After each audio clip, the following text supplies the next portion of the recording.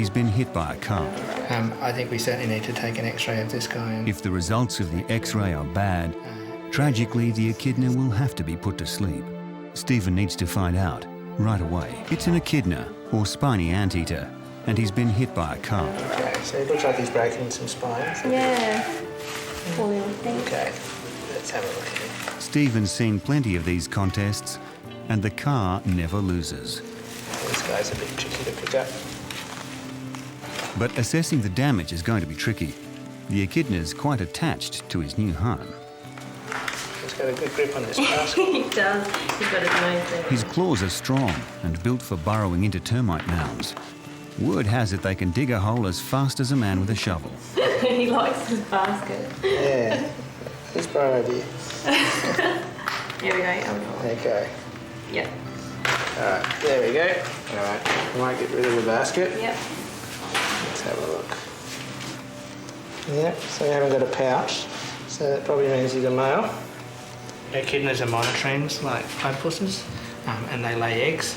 They're probably one of the weirdest mammals in the world, but they don't really have nipples. The females just ooze milk onto their belly and the babies just lap it from their bellies.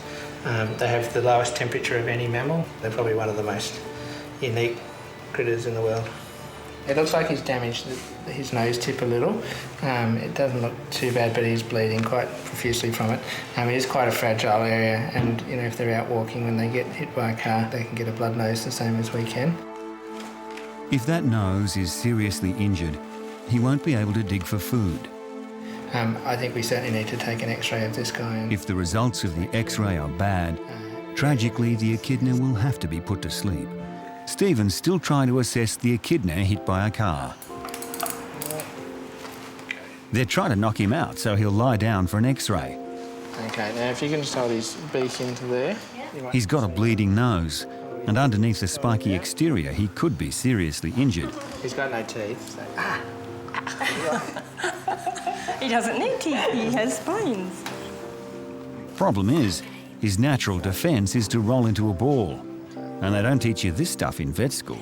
This is why we need to anaesthetise him, so that he is a little bit more relaxed, so that we can have a proper look at him. Oh, there he is. If you keep him there, if you can keep him there, I've got his nose is covered, so... We're just going to wait and see how relaxed he gets, whether I'm actually getting it in there or not. Oh, yes, he's getting a little bit relaxed because he's weaned. Isoflurane is an ether derivative. It's an anaesthetic gas that's used to put people and animals under anaesthetic. And as you can see, it's just gradually making him fall asleep. Those spikes are actually modified hair. The ones on his belly aren't so long. Okay, I'm just checking his heartbeat now. That sounds great. He's nice and asleep. He's got film inside it. My ultimate goal is a release that works. A release where the animal is returned back to the wild with everything that it needs to be able to survive. X-ray! But will this echidna be healthy enough to survive release? How damaged is that nose? The X-ray will seal his fate. These guys look really well armoured, but they're not. The spines are designed to stop them being eaten by other things, but they're still just as likely to get squashed as any other animal if they get run over. But this guy seems to have survived intact, so he doesn't seem to have any significant injuries. So we'll let him wake up from the anaesthetic and he'll be fine to be released. His damaged nose is fine. Somehow he's escaped his tangle with the car. And so the top end's luckiest echidna is being released, fit and healthy. This looks like a good spot. Plenty of termite mounds, plenty of food, nice new regrowth. Echidnas eat termites, and Lisa's delivering him to his new favourite restaurant. Hi, little fella. There's a nice big mound there. How about we let him go close by there and see how he goes, see whether he can find it.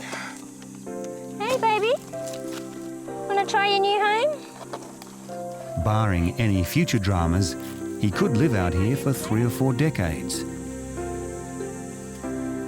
Any damage there'd been to his sensitive nose, isn't bothering him now, and he's testing his new ground.